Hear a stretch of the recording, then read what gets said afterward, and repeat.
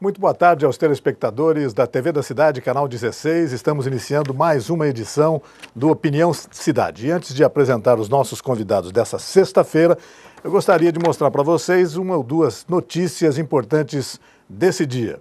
O governador do estado de São Paulo, Geraldo Alckmin, afirmou que os 122 pacientes que deixarão de ser atendidos pela unidade riopretense da ACD, em consequência do corte de verbas da prefeitura, serão atendidos no Centro de Reabilitação Luci Montoro, que também funciona aqui na cidade. O problema é que essa entidade já tem fila com cerca de 100 pacientes e a demora do atendimento pode chegar a 6 meses aproximadamente. A Justiça considerou improcedente o pedido de suspensão do reajuste do IPTU de Rio Preto, feito pelo Partido dos Trabalhadores, o PT. A juíza da 2ª Vara da Fazenda de Rio Preto, Tatiana Pereira Viana dos Santos, afirma que o pedido não descreve nenhum litígio concreto que inviabilize a lei que determinou o reajuste. E, com isso, definiu pelo que chamou de carência da ação. Ainda existe a ser julgada uma ação movida pelo Sindicato do Comércio Varejista contra o aumento do imposto. O sindicato entrou com uma ação direta de inconstitucionalidade, a chamada ADIM. Morreu ontem a gerente Michele Cristina Barbosa, que sofreu queimaduras de 85% do corpo em consequência de explosão da fábrica de produtos de limpeza automotiva, onde trabalhava no Distrito Industrial em Rio Preto. Outros 2 trabalhadores feridos no acidente continuam hospitalizados. A Polícia Civil investiga as causas do acidente.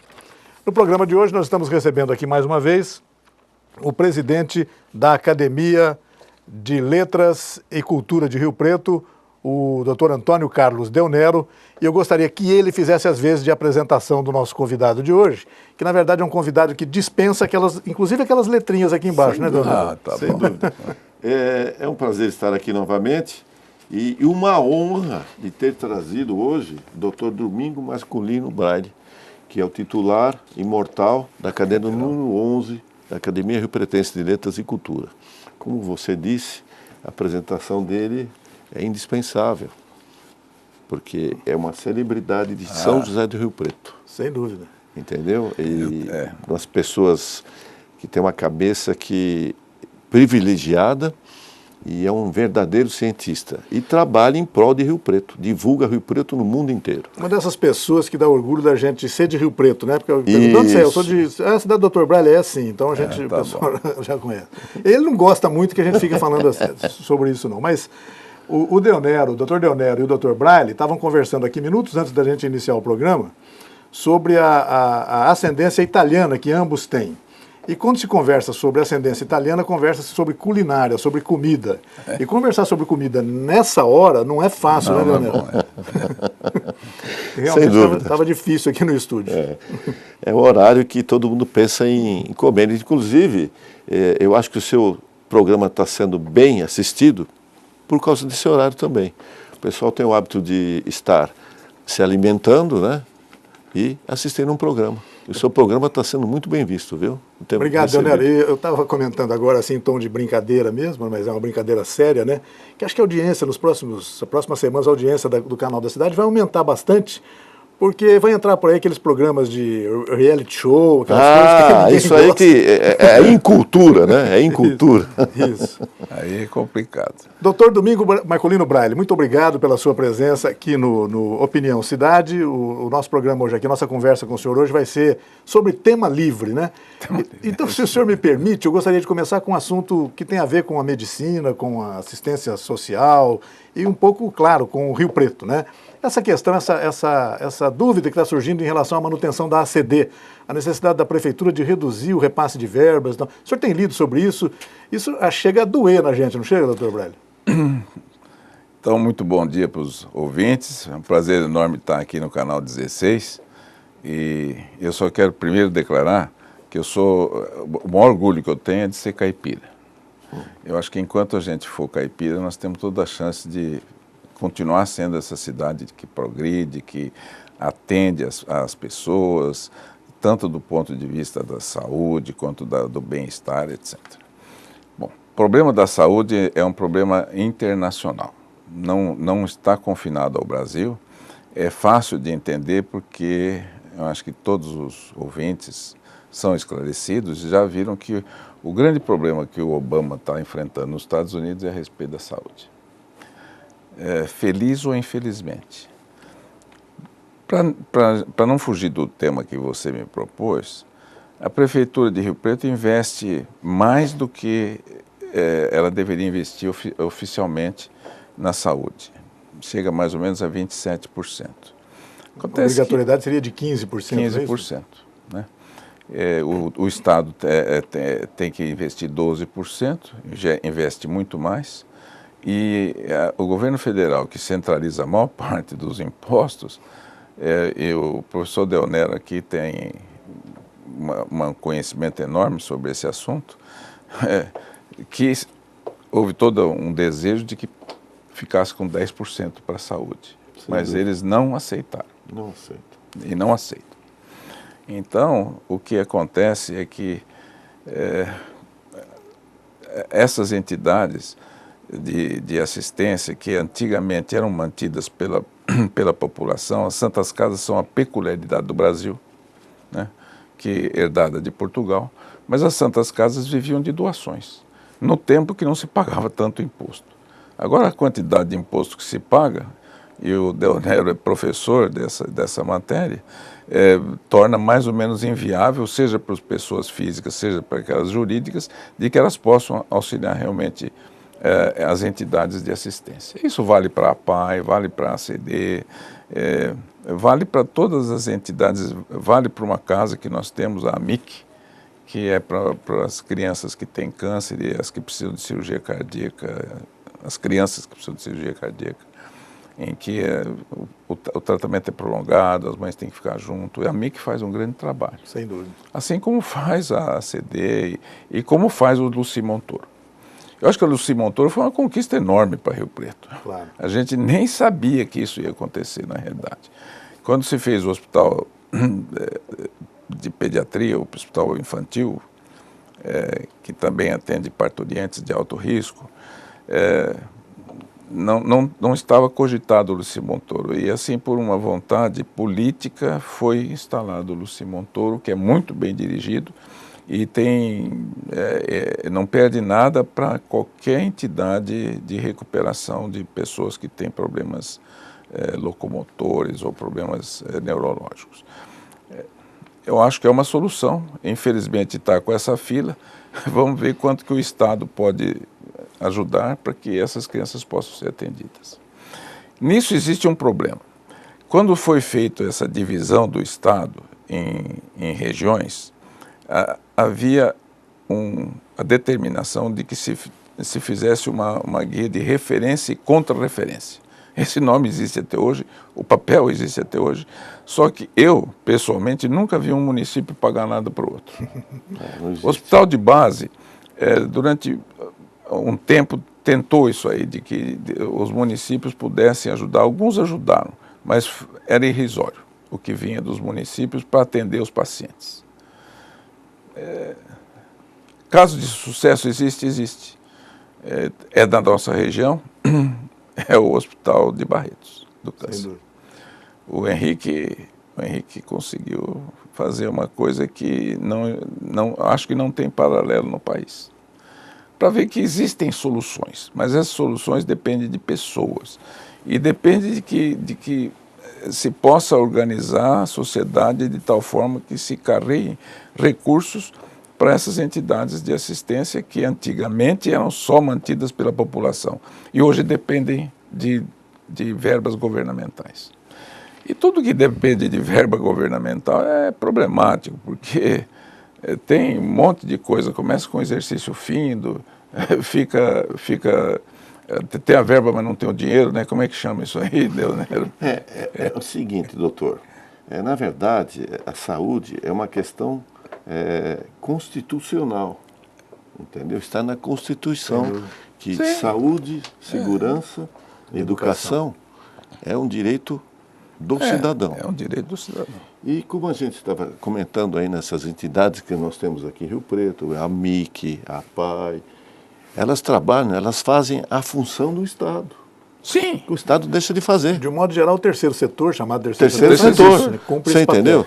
E nós trabalhamos com dificuldades, e fazendo a função do Estado e sem ainda o repasse devido que o Estado deveria dar e que não dá. Então, e essas entidades ainda lidam com pessoas que estão com deficiências, mas que ainda estão na família, não estão doentes. Eles são pacientes crônicos. Sim. Agora, o SUS é a mesma coisa, também não tem dinheiro. Eu posso dar os números aqui. E é lógico que a comparação tem que ser feita com os países desenvolvidos. Nos Estados Unidos, eles gastaram ano passado, ou empregaram, eu acho que não é gasto, é realmente um emprego que se faz, um investimento, né? Eles gastaram $5 mil por habitante por ano e tem 40 milhões sem assistência nos Estados Unidos. No Brasil, se você somar tudo, o SUS, mais as outras verbas eventuais, mais os planos de saúde, tudo isso aí somado dá $700. Então, nós temos uma saúde de $700 contra uma saúde de $5 mil nos Estados Unidos. Fala, bom, mas o Brasil não é igual aos Estados Unidos, etc. O que o ministro Padilha falou é que nós temos que ter uma saúde parecida com a da Inglaterra, que é bem socializada, etc. Só que gasta $3.500 por mês, por habitante por ano. Estamos longe. Aí falou, não, mas o Canadá também é muito bom. É ótimo. $2.800 por habitante por ano. Então, é isso aí. Doutor, quer dizer, o problema é o financiamento da saúde. Sim, né? o financiamento, mas o problema é dinheiro. Tecnologia mas o círculo é conhecimento. vicioso. Ele não é um círculo, assim, é lógico que a gente quer isso para a população. Mas o que acontece? Quando eu me formei, há 50 anos atrás, a expectativa de vida no Brasil era de 52 anos. E nesses 50 anos, ela passou de 52 para 74 aqui no Brasil. Aumentou quase 50% a expectativa de vida. Bom, quanto mais velha a população fica, mais doente ela fica. E mais você tem que empregar recursos para poder manter essa população idosa em condições de saúde. Porque também não adianta nada você viver muito sem qualidade de vida. E então criou-se esse grande impasse. A saúde passou a ser um grande problema de Estado. Se existem soluções, podem existir. Eu acho que é possível a gente fazer com que o mecanismo funcione mais adequadamente, que não se perca tanto recurso econômico, que se faça uma carreira de Estado para os médicos. Porque no judiciário isso existe, não é verdade? Claro. O advogado, ele começa como juiz de terceira, é isso? É entrância, né? A gente chama de entrância. Ele vai para uma cidade mais longe e vai chegando da capital. Chegando, né? E ele pode se aperfeiçoar, etc. Claro. E com o médico não é assim. Ele pode até ir para uma cidade menos desenvolvida, etc. Mas ele precisa, depois de um tempo, passar para uma cidade onde tenha pelo menos ensino para os filhos dele. Então vocês vejam que não é tão fácil como se pensa. A história dos médicos cubanos, eu acho que foi uma solução relativa. Eu escrevi vários artigos no jornal dizendo a respeito do sistema escravocrata que se criou, né? Isso é realmente muito desagradável. Mas mais médicos, eu acho que quanto mais tiver para a população desassistida, melhor. É uma pena, saída, né? É um começo. É um começo, né? Nós temos 400 mil médicos no Brasil. Então nós já temos dois médicos para cada 1.000 habitantes.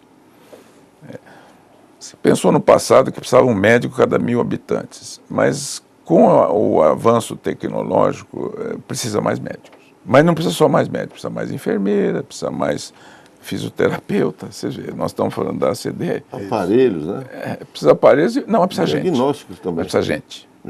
Precisa gente, porque veja bem, não adianta nada você ter um aparelho que custa $3 milhões, não tem ninguém para saber o que ele está.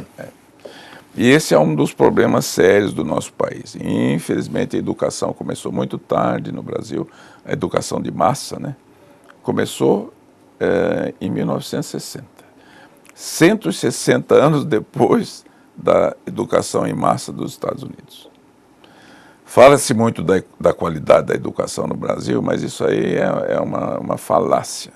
Porque nos Estados Unidos, os nossos intercambiários de Rotary, etc., que vão para os Estados Unidos, eles fazem o curso com muita propriedade, sem nenhum problema, mesmo tendo que aprender inglês no período. Porque o ensino básico nos Estados Unidos também não é essas coisas. Não, não é. Não é. Agora, a universidade é muito forte. Eles consertam o indivíduo da universidade. Os consertáveis. Quem não é consertável vai para a área técnica. No estado de São Paulo está se criando uma possibilidade muito grande, que são as FATECs. Eu acredito muito nisso aí. Você fala, bom, o que isso tem a ver com a pergunta que você fez? O ensino técnico é... Então, por quê? Porque você tem que ter produtividade. Se não tiver produtividade, não tem dinheiro. Esta é a grande verdade. Vocês viram a crise americana, né? De repente ficaram numa crise total, estão injetando um monte de dinheiro que deveria dar inflação, não dá inflação. E já estão saindo da crise. E já estão saindo da crise. Por quê? Porque o pessoal está preparado. A China, fala assim, bom, por que a China, de repente, explodiu, tornou-se um país importante, a segunda economia do mundo, talvez logo a primeira? Um PIB que dá inveja na gente. PIB, né? Que dá muita inveja, uma reserva que dá inveja, exportação que dá inveja, qualidade de vida que não dá inveja. Em muitas zonas. Eu conversava com o Deonero um pouquinho antes, tem cidades fantásticas. Em Beijing tem 500 quilômetros de metrô. Pois é. São Paulo tem 70. Imagina só. E São Paulo é maior que Beijing. Claro. 70 quilômetros de metrô. Não vai nunca arrumar. Não resolve, não. Né, a questão. Então você vê que a gente vai devagando, mas para sempre numa coisa. Falta recurso econômico. Por que falta recurso econômico? Porque não tem instrução. Então o indivíduo produz pouco, muito pouco. E quando ele produz pouco, ele não vai. Você não consegue exportar. Você veja, agora está essa história aí. Um saco de milho, há muitos anos ele vem custando 18, 16 reais. Agora está 16 reais. Há 10 anos já custava 16, 18 também. Só que o transporte de... A logística para tirar ali de Rondônia. Da fazenda, de Rondônia. De Rondônia, para pôr em Santos, custa 18 reais. É mais caro do que é inviável. Custa o valor do milho. Ele desaparece no caminho, né? É o custo Brasil. É o custo Brasil. Então, fala assim, o que a CD tem a ver com isso aí? Tem a ver com o custo Brasil. Claro, tem a ver com o custo Por quê? Brasil. Porque não tem recurso, porque apesar da quantidade de imposto que a gente paga sobre uma base pequena. Claro. O PIB brasileiro fica aí em torno aí acho que não passa de 1 trilhão de dólares, não né? Passa. Então, e cresce. E a carga tributária PIB, então, consome 37% do PIB. De Entendeu? cara, né? De cara. Sim, fora o que você paga quando você compra arroz, claro, feijão, etc. isso aí é... Porque a gasolina tem 60% de imposto, né? Claro. Você vai pagando depois, 57. continua pagando. 57, 57. Então, as outras coisas, o carro tem 50%, não é isso? De imposto. Mas é um imposto, uma base pequena. O que precisava fazer é lógico que tem que diminuir o imposto. Assim, como é que vai diminuir o imposto se a gente já não tem dinheiro para a CD funcionar? Tem que aumentar o imposto. Não, tem que aumentar a base. Não, tem que aumentar a produtividade. Então, para a base crescer. Sim, se a gente tiver uma base, se de 1 trilhão a gente passa para... para vocês terem ideia, o PIB dos Estados Unidos é pequeno. É 17 trilhões de dólares. É o que eles devem. Fala, não, os Estados Unidos devem muito. Eles devem um PIB. Um PIB. Então, e eles produzem. Eles produzem milho, isso que é duro. Quando fala, não, os Estados Unidos é industrializado, não sei o que Não, só que é o primeiro produtor de milho no mundo. Perdeu por nossa sorte, agora perdeu com a soja. De vez em quando perde com o suco de laranja também. Mas aí quando acontece algum problema... geada, agora está esse friozão lá, eles vão se atrapalhar. Acontece, mas eles plantam laranja na areia. Aquela terra lá de Miami não é de... entendeu? Agora nós temos não serve para nada aquilo lá. Não serve para nada. Não, e nós tivemos uma sorte aqui, né? Para ir devagando, quer dizer, como que educação funciona. O Del Nero trabalhou com plantação de soja, eu não sabia, mas o Del Nero é isso aí, é polivalente. E o que acontece é que se não for a Embrapa, sem dúvida, você não consegue nada. não consegue nada. Eles conseguiram fazer que aquele cerrado que não servia para nada, Hoje é o grande produtor de soja do mundo. do mundo, Sem dúvida. Cerrado do Mato Grosso. Cerrado do Mato Grosso? Não, agora do Piauí. Piauí Eu também, sempre né? fiquei assim, era assustado com Teresina, etc., que eu tive há pouco tempo lá, e cresceu fantasticamente. Um colega meu tem um consultório lá que eu não vi nenhum, nem nos Estados Unidos, lugar nenhum. Para vocês terem ideia, tem um piano de cauda na sala de espera. E vai lá o pianista tocar. Então, tudo com ar-condicionado, etc. Por quê? Porque o Piauí passou a produzir soja. Claro. Então, sul do Piauí, sul do Nós Maranhão. temos, doutor, ouro, né? uma base territorial Ninguém tem. altamente produtiva, entendeu? E ninguém tem, ninguém né, Del? tem isso no mundo. Não. Nós estamos falando aqui de China, por Pois exemplo. a China sempre a gente compara com a China. Com a né? China. A China, 74% do território, que é um pouquinho maior que o Brasil, o Brasil tem 8,5 milhões de quilômetros quadrados. Mas a tem China montanha lá, para Bor. 74% é deserto e montanha. E essa população está nesse espaço aí que sobra. Entendeu? Eu sei que o Dr. Braille comenta esses assuntos assim com toda essa clareza, objetividade, transparência, mas ele no fundo não gostaria de estar falando sobre isso, né? Eu acho até que é a mesma coisa em relação ao Brasil e em relação ao Rio Preto, né? O Dr. Braille, assim como o Dr. Del Nero, é um grande torcedor de Rio Preto, Nossa, né? Eu gostaria que fosse um torcedor do Rio Preto Esporte Clube também, mas esse ele não é tanto. Mas é um torcedor Mas eu gostava do Rio Preto quando o campo era lá na Redentor. Redentor.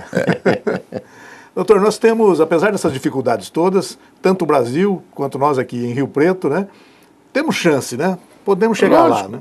Até, eu tenho certeza. Claro. Porque, veja, foi a partir de 1960 a educação em massa. Essa educação em massa funciona e funciona muito bem. Acho que vocês vão ver o resultado. Eu acho que não, porque eu estou muito velho já. Mas demora gerações, né? A minha mulher, a Maricília, ela deu aula há muito tempo e ela sempre falou isso aí. Eu estou ensinando os netos desse pessoal que eu estou dando aula. A gente tem que saber disso. O Brasil é muito jovem, hein? É jovem, país Muito jovem. jovem. Por quê? Bom, foi inventado em 1500, né? Porque já existia. Inventado isso. Foi inventado, né? Inventado em 1500, mas começou a funcionar quando Dom João VI veio para cá, correndo com as calças na mão, Fugindo do Napoleão. fugindo do Napoleão. Se ele não tivesse vindo para cá, nós estaríamos pior, acho, não sei. Sem dúvida. Mas o Brasil começou naquela época, talvez, porque também foi assim uma época de monarquia, depois fez o Império, e aí nós tivemos o Dom Pedro I, que foi um fantástico. O Dom Pedro I não é muito cultuado, mas ele foi realmente uma grande expressão para o Brasil. E o segundo também.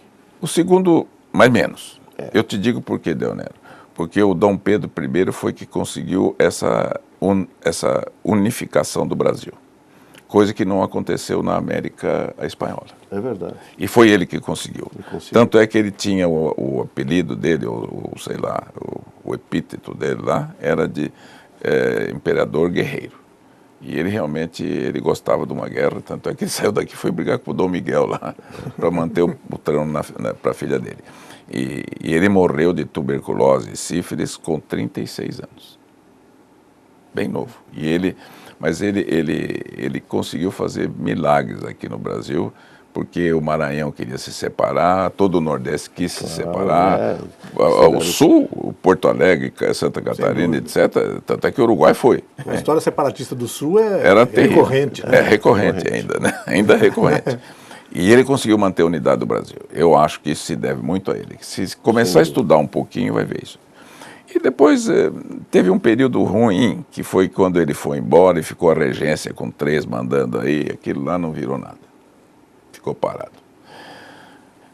Veio o período do Dom Pedro II, era muito bom, mas tinha quem leu o livro do Mauá?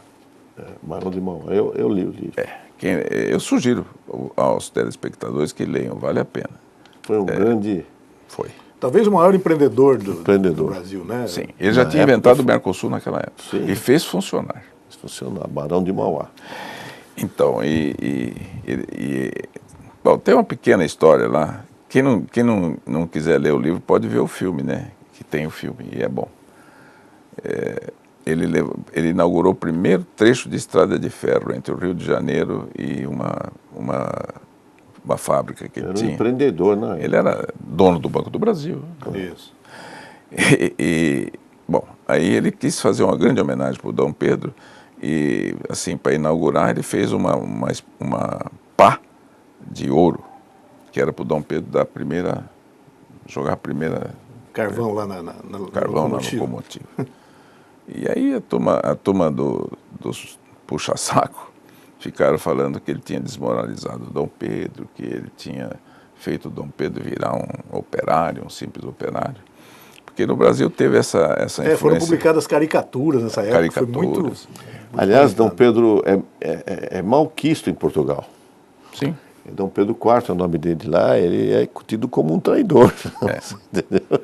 Porque ele fez a independência do Brasil, né? Pedro I. O Pedro I, sim. O Pedro II, então, foi isso aí. Ajudou, mas ele tinha uma turma... E com isso, o Barão de Mauá acabou quebrando, né? Quebrou. E depois ficou rico de novo. Ele tinha lá umas coisas doidas, era casado com a sobrinha dele. Então, mas... continuando nessa história do Brasil jovem, aí veio a República Velha, que não funcionou, né? Não. Exatamente. Bom, aí quando começou, Deonero? Você que é especialista. 1900, República Velha, 1889, Então, né? 1889. Bom, aí teve a República Velha que durou... Até 1930. Isso. Quando começou O Getúlio. Então, mas aí o Getúlio entrou como ditador. Teve até pena de morte no Brasil, acho que pouca gente sabe. Existe ainda a pena de morte. É? Existe para casos só de traição A nação, né? a nação. Então, mas tinha pena de morte normal. Pena de morte, E com isso ficou parado. Aí não precisa nem contar muito a história, né? Porque depois de Getúlio, logo depois teve o movimento militar de 64, o golpe militar, Também. deu no que deu, né? Antes disso teve Jânio, né? Deu no que deu, a gente sabe bem essa história. Então, essa história já é recente, né?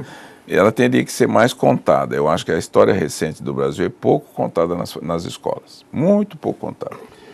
Na minha época ainda, professor, ainda a gente tinha história, né? Educação moral e cívica, vocês também devem ter. Eu não tive. Então, mas a história que eu estudei era a história da Roma Antiga, da Grécia Antiga, etc. E eu acho que uma coisa importante para os estudantes de hoje era conhecer essa história que nós estamos falando muito por cima aqui agora. Se tiver a oportunidade de conhecer lá, é melhor ainda. Ah, sim, esse é fundamental. Magna Grécia, fabuloso. E essa história que a Dilma está fazendo agora, a presidente, de mandar gente para fora, é fundamental. Mas eu faria diferente. Com esse dinheiro eu traria gente de fora para o Brasil. Eu estudei na Faculdade de Medicina da Universidade de São Paulo e ela só é boa, ela é da USP agora, mas ela era antes da USP, porque os professores eram todos estrangeiros. Aquilo que você não sabe, você tem que chamar alguém que sabe, meu Deus do céu. Como é que vai fazer? É verdade. Fala assim, mas tem muita gente que sabe no Brasil? Tem, mas não tem o suficiente para todas as escolas que nós queremos. Sem dúvida. Agora você vê, nós somos, em número de escolas de medicina, a gente só está perdendo para a Índia agora. Não, a China tem menos que nós. Nós temos 212 faculdades de medicina e o governo central lá diz que tem mais a possibilidade de abrir mais 50. A quantidade não é o que resolve, né? Então, a quantidade não é o que resolve, porque para você formar um especialista não é fácil. E para formar um médico de família é mais difícil ainda. Então, eu não sei, por exemplo, esses médicos cubanos que vêm vindo aí, uma coisa de bom eu encontrei neles. Não tem nenhum jovem. Não sei se vocês perceberam, todos eles têm em torno de 40 anos. Eu percebi gente isso, com experiência. Bento, o novo não veio. A pobreza deles, né? A pobreza deles. Agora, o tipo de formação lá, eu tive em Cuba 2 vezes, tem nada contra, é muito pobre. Vocês pensam em pobre, é mais pobre do que vocês estão pensando. Eles são ainda boicotados, né? Economicamente no caso da saúde lá, né, doutor, tem alguns lampejos assim, tecnológicos, que parece que é bom, etc. Mas a turma brinca, geral, né? Não. A turma brinca. A Dilma ficou doente e tratou aqui no Brasil e sarou. O Lula ficou gravemente doente e tratou aqui no Brasil e sarou. Já o Chaves? O Chaves foi para Cuba e morreu. Apesar que o Fidel apareceu ontem. Apareceu o Fidel. Depois de mas ano, ele não teve nada, o Fidel. Ele teve coisas simples. Eu percebia que não era nada muito grave. E chamou gente de fora, hein? O Fidel foi, todo o pessoal da Alemanha, lá de um monte de lugar, chamaram para tratar dele, mas o problema que ele tinha era uma doença provavelmente infecciosa ou de autoimune, não era câncer. Não era câncer. O câncer do Chaves era muito bravo mesmo, até que ele viveu bastante. Doutor Domingo Braille, doutor Deonero, vamos trazer o assunto agora para o lado da cultura. E lá nós estamos aqui falando com o presidente da Academia de Letras e Cultura. De Letras e Cultura de São José do Rio Preto, e com o doutor Braille, que é um integrante da academia, um imortal da academia. Ele ocupa a cadeira número 11. Para nós é uma tremenda satisfação, veja bem, quando nós criamos a academia justamente para valorizar as produções de pessoas caipiras que fazem muito pelo Brasil e pelo mundo. Isso ele deixa claro num dos livros dele, num dos últimos, talvez o último livro dele, o Médico no Sertão. Médico no Sertão. Isso deixa claro, isso aqui é até Memórias de um Médico Caipira. E na verdade, se a gente for pensar bem, doutor, a Braille Biomédica, por exemplo, é uma empresa caipira que exporta no mundo inteiro. Reconhecida agora nacionalmente com uma grande capacidade. Aliás, o prêmio, o senhor poderia comentar, esse prêmio que o senhor recebeu, o prêmio de ouro da mão da nossa presidente? Eu acho que isso aí, assim, eu acho que foi uma coisa muito importante e eu falei para a presidente que eu estava recebendo o prêmio em nome da nossa cidade, né, que teve a capacidade de receber esse prêmio, que é um prêmio nacional. Esse prêmio é muitíssimo disputado, em torno de 1.800 se candidatam, né? A gente ganhou o prêmio regional, que é da região sudeste, a gente já tinha ganho, né? Primeiro lugar. E aí foi para a segunda etapa, que é para ver dessa turma pega o nacional. E a gente competiu com gente muito forte. Um dos competidores nossos era a TOTUS. Nossa! E nós ganhamos. E a presidente ainda rapidamente, né, porque aquilo tudo é muito rápido, mas ela disse, nós precisamos muito de vocês, porque eu quero que a saúde melhore no Brasil. Então a intenção dela é boa. Né? Acho que ninguém tem má intenção. A política é uma coisa complicada, mas eu acho que tem todo esse problema de desvios, etc. Mas gente bandido mesmo, eu acho que eu gosto de acreditar em todo mundo. Sim. Por sinal, médico só precisa ter uma qualidade, precisa gostar de gente. O Figueiredo disse que gostava de cavalo. Cheiro de cavalo, preferia o cheiro de cavalo. Mas médico não pode. Médico tem que gostar de gente, só. Depois o resto ele vai aprendendo. Agora, se você não gostar de gente, aí é difícil, né? Doutor Braille, doutor Deonero, vou pedir a sua licença por um minutinho para um rápido intervalo do nosso programa e nós voltamos daqui a pouco para conversar um pouco mais sobre assuntos tão importantes e tão agradáveis quanto esses que a gente tem conversado. Até já, pessoal.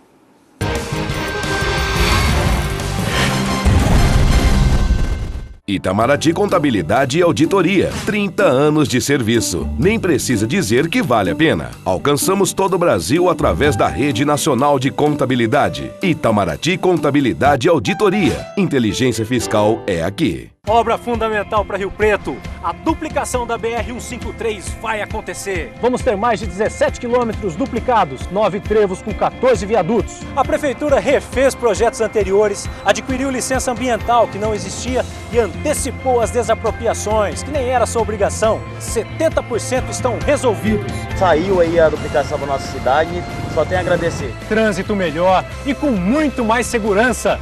Prefeitura de Rio Preto.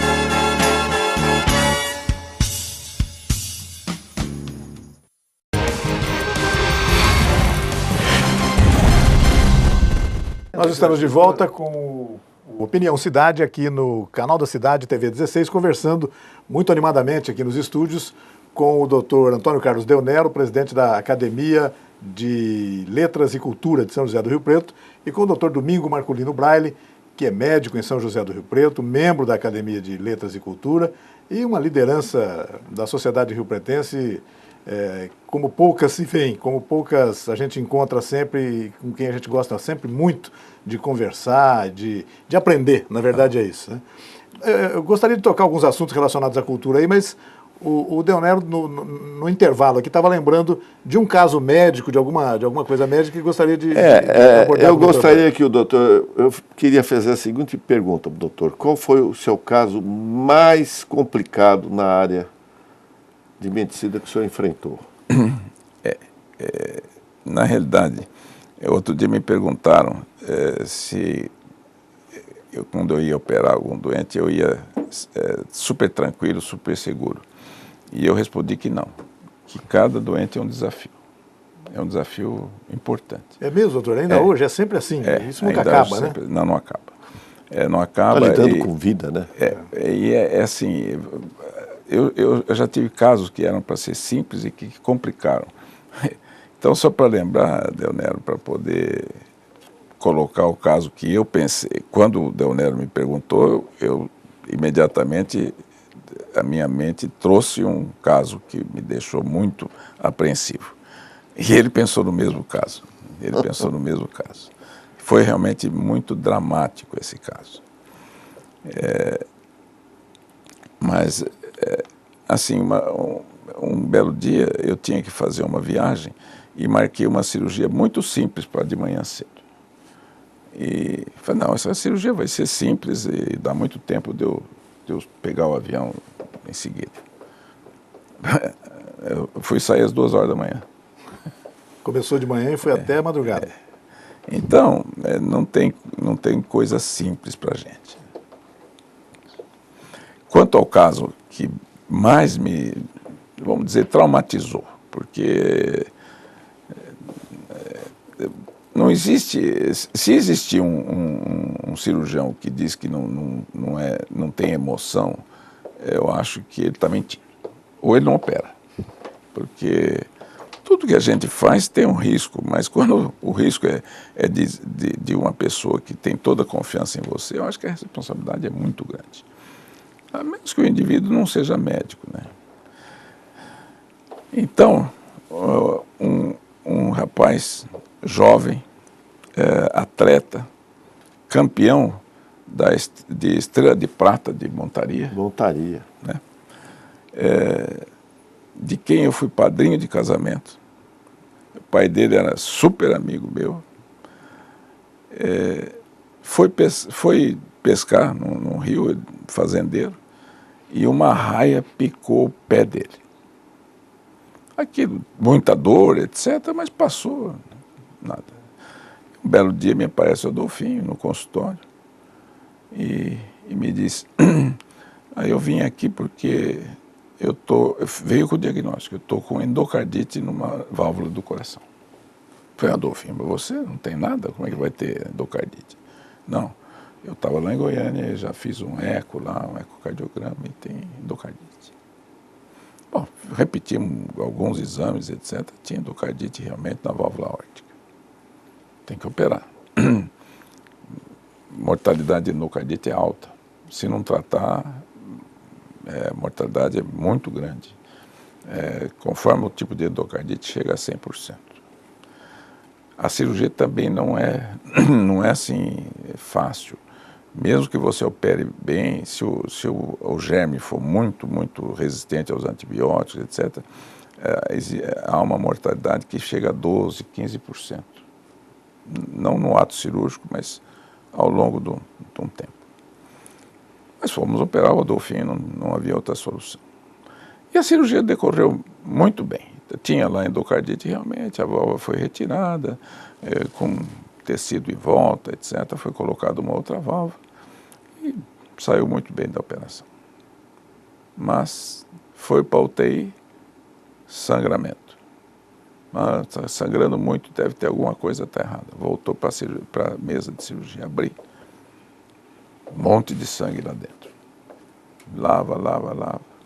Fica esperando lá com ele aberto, meia hora, 1 hora. Nenhum sangue. Fecha.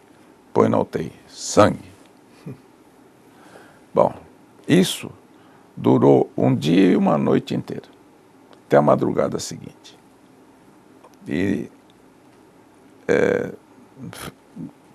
lógico que a gente chamou todos os especialistas que são muito bons aqui em hematologia, por que ele sangrava tanto.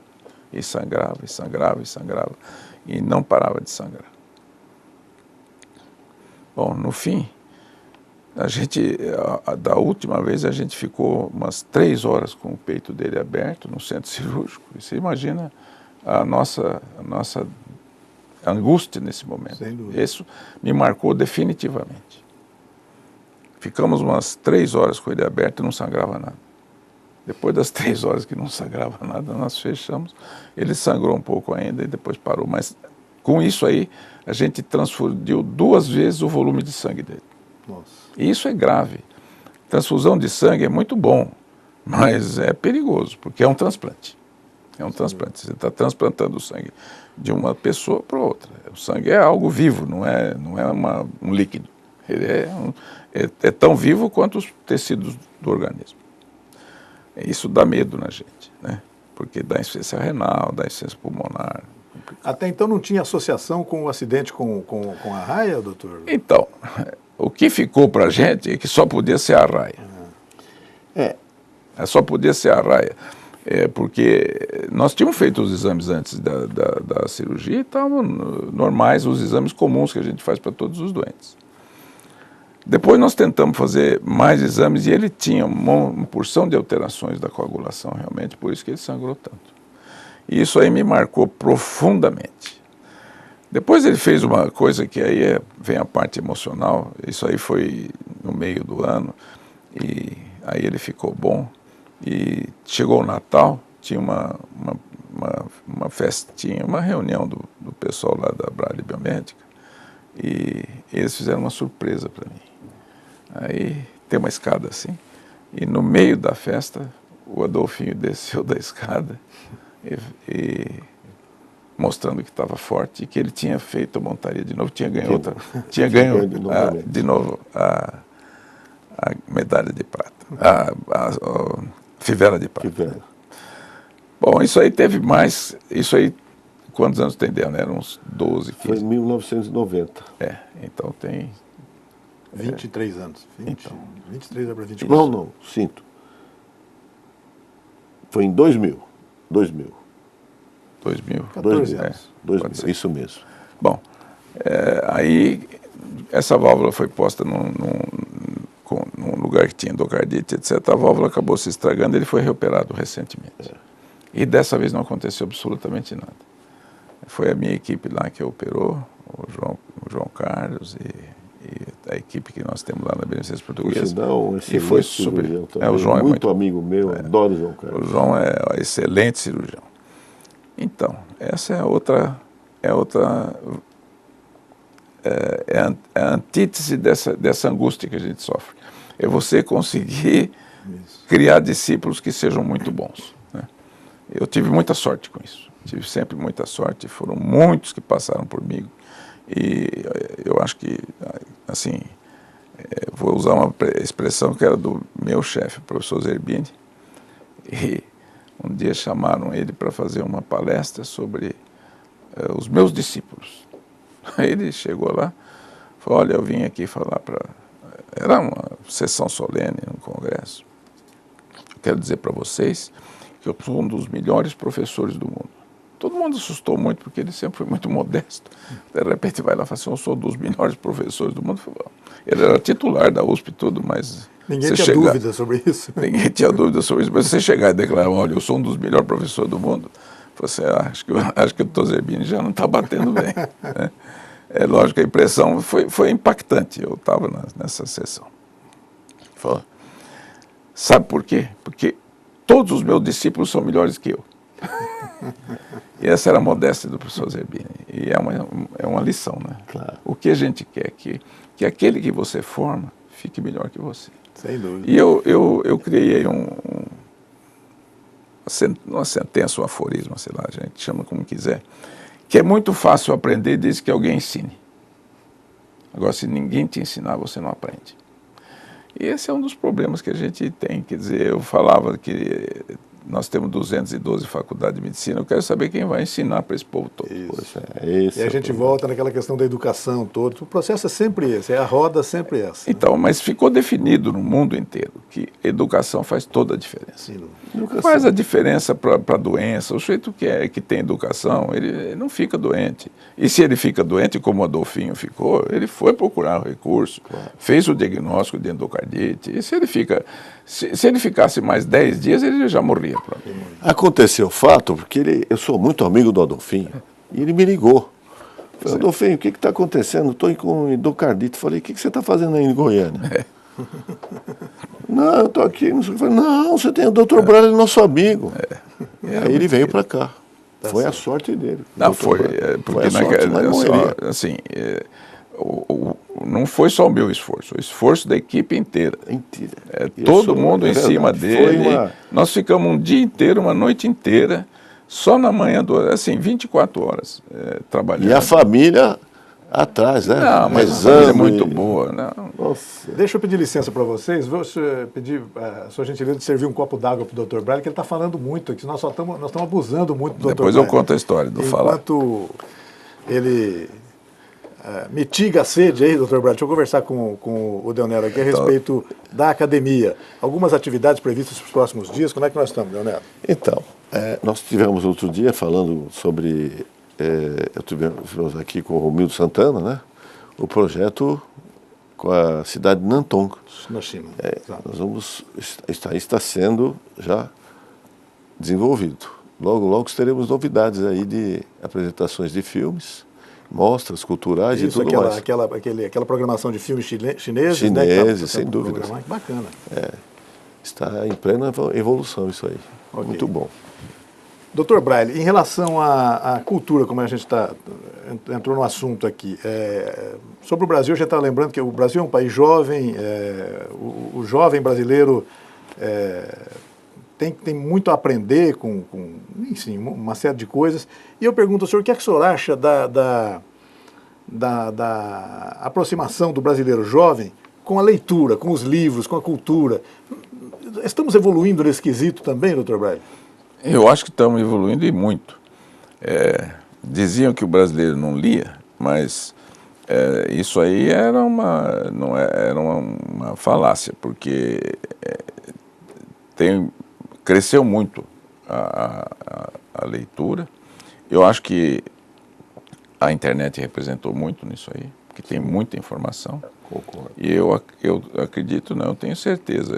O jovem, apesar de todo mundo falar que o jovem isso, o jovem aquilo, não é a impressão que eu tenho.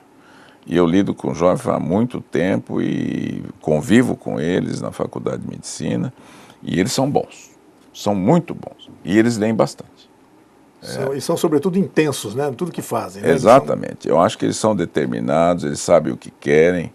Eu não vejo o jovem como um problema, não. Não vejo, não. Eu também não. Eu vejo como um pessoal... Eu compartilho com o seu pensamento, doutor. Acho que é um erro falar, não, porque o jovem não quer nada, o jovem... Não é verdade. Eles querem, sim. Vocês vejam que mesmo essas redes sociais, da qual eu não participo, mas eles se comunicam. Eu acho que qualquer tipo de comunicação é importante. E ontem uma amiga minha perguntava o que eu achava da rede social. Eu falei, eu não participo, mas eu acho que isso é um monte de cultura. Eu conheço muito jovem que tem amigos na Austrália, tem amigos no mundo inteiro, e esse pessoal sabe falar inglês. Sim. Alguns já começam a falar até alemão, etc., porque é a convivência. Lembre-se que o Brasil é um país bem isolado, né? Claro. Brasil, Argentina, nós estamos aqui no fim do mundo. Nós estamos abaixo do trópico. Abaixo do Equador. No fim do mundo, né? Embaixo. Abaixo do Equador. É longe chegar no Brasil. Na Argentina é pior, mais difícil, né? Mas é longe aqui. Então, eu acho que essa comunicação... Uma vez eu até escrevi um artigo disso aí. O homem sempre quis se comunicar. É fácil de saber, né? Isso estava nos filmes. Os índios, eles batiam no tambor, batiam na fumaça, etc. Então, o homem tem uma grande vontade de se comunicar com o próximo. Ele é um ser gregário, né? O homem gosta de ficar... Doutor, e se existe alguma deficiência ainda em questão, essa questão do acesso aos livros, por exemplo, aí tem alguma coisa de fundo econômico, talvez, né? Então, mas por isso que eu acho que a mídia melhorou muito, né? E falam mal da televisão também, mas eu não acredito. Uma das coisas que você pode perceber rapidamente no país é que já não tem muitos sotaques regionais. Mudou muito. Mudou. Porque o Jornal Nacional não fala carioquês. Como falava antigamente. Como falava antigamente. Homogeneizou, né? E veja bem, se você for atrás da vestimenta, que é uma coisa importante, cada país e cada região tem a vestimenta própria. O Brasil ficou tudo igual, porque todo mundo segue o que sai na televisão. Você pode ir lá em Manaus, onde for, o indivíduo está usando o mesmo tipo de roupa que nós estamos usando, etc. Então, acho que houve uma homogeneização do Brasil. Eu acho, então, que... Na questão dos sotaques, ainda há uma questões de prosódia, né? O coração, isso... Sim, mas é pouco, né? Antigamente era muito forte o sotaque do nordestino, etc. Diminuiu muito. Mas veja bem, a gente consegue se comunicar, apesar dessas diferenças. Agora, você chega num país, por exemplo... Portugal. O que é falado num lugar ali, você não entende lá do outro lado. Se for no norte de Portugal, uma vez eu estava no norte de Portugal... com uma dificuldade enorme de entender o pessoal. Aí nós fomos passear e fomos para a Espanha. Aí eu falei, chegamos na sorte, porque espanhol a gente entende. Mais fácil do Portugal a gente não entende. Mais fácil que o português do norte de Portugal. É verdade. Por exemplo, eu tenho uma dificuldade, vou muito a Portugal, o cardápio, eu não consigo entender o que está escrito. As comidas eu vejo em inglês, aí eu sei o que... Entendeu? É incrível, não tem nada a ver com... Não tem. Percebo. Por exemplo, você quer pedir um pão com bife. Não. Sabe como eles chamam aquilo? Eles chamam pão no prego. Pão no prego. Pão no prego. Está escrito no cardápio, pão no prego. O que é pão no prego? Aí ele fala, é pão no prego. Ele não te responde o que é, você entendeu? É pão no prego. Aqui na televisão nós não podemos falar como é que chama criança lá, né? Não pode falar. Mas não pode falar ônibus também, né? Outra coisa, a fila, por exemplo, eles falam que a bicha está enorme, entendeu? Então, isso é um regional. O Brasil não tem mais isso, olha, diminuiu o tom regionalista. E isso da roupa, né? E eu acho que isso é uma expressão. Então, o Brasil é um país grande, todo mundo fala, é um país continental. O país continental tem que saber, o povo tem que ser continental também, tem que estar junto. A Europa é facinho, em meia hora você passa 3 países. É verdade. Então fica fácil, né, o convívio. E eu acho que é muito importante o convívio com pessoas de diferentes culturas. E aqui no Brasil está acontecendo essa homogeneização do país. As redes sociais mais ainda, né? A televisão fez esse efeito. As redes sociais agilizam isso, apressam isso. Apressa, porque a interatividade é importante. É importantíssima. Você tem informação instantânea, onde você está. Na medicina ficou assim, eu vou contar aqui para vocês como que funciona um pedacinho do que funciona o curso na Harvard. Eles não têm mais aula teórica. A aula lá é uma aula expositiva apenas, é uma conferência. E está escrito assim, é uma conferência igual àquela que vocês fazem no Congresso. Conferência mesmo.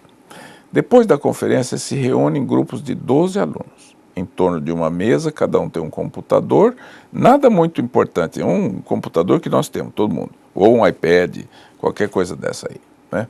E tem um televisor grande na frente que é para todo mundo ver. Tem um tutor.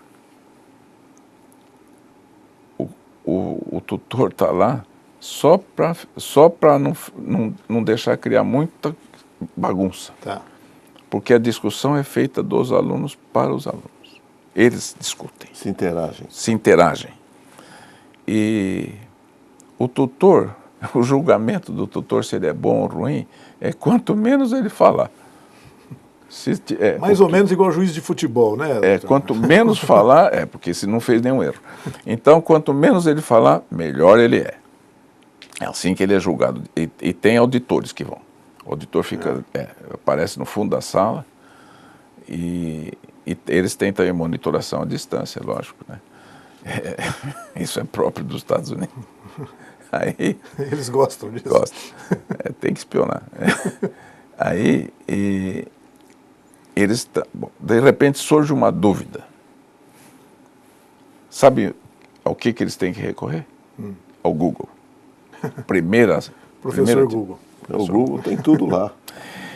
Pode não ter aquilo da forma científica, etc., mas já dá um caminho. Dali, sem dúvida. Dali você vai. Agora, aqui no Brasil nós temos uma coisa que é assim de um alcance que nenhum país tem.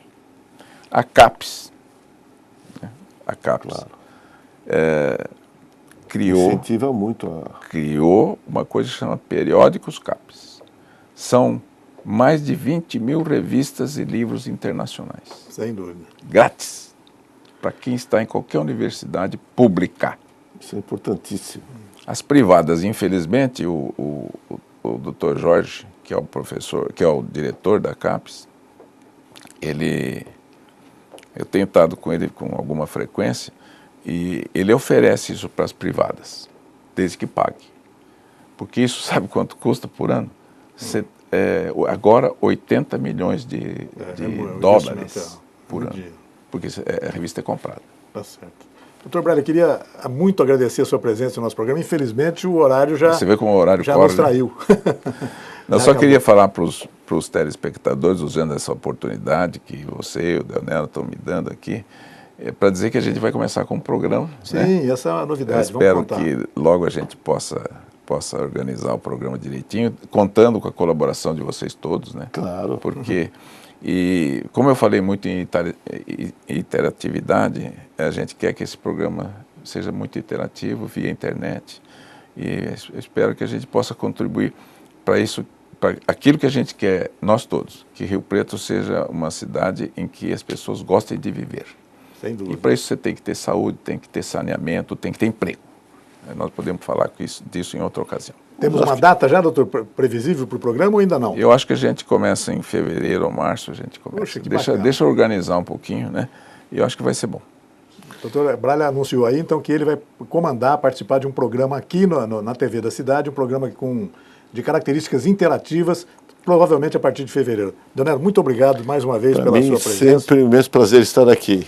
E gostaria de compartilhar que uma das ideias de trazer o doutor para ter um programa aqui, eu colaborei com isso. Poxa, que Fiz a cabeça do Valdir e comprou na hora ele comprou a ideia. Pessoa muito boa. Vamos ver se dá certo. Claro, tenho certeza que vai dar certo. Doutor Braille, muito obrigado pela sua presença mais uma vez e até uma próxima. Vamos conversar mais vezes, a gente tem muita coisa para Então, vamos conversando. Sem dúvida. O canal 16 está para isso aqui. Exatamente. Acho que ele é muito importante. Essa é a diferença. Isso tudo que eu falei a respeito do país vale para dentro da cidade. Se aplica a Rio Preto. Lógico.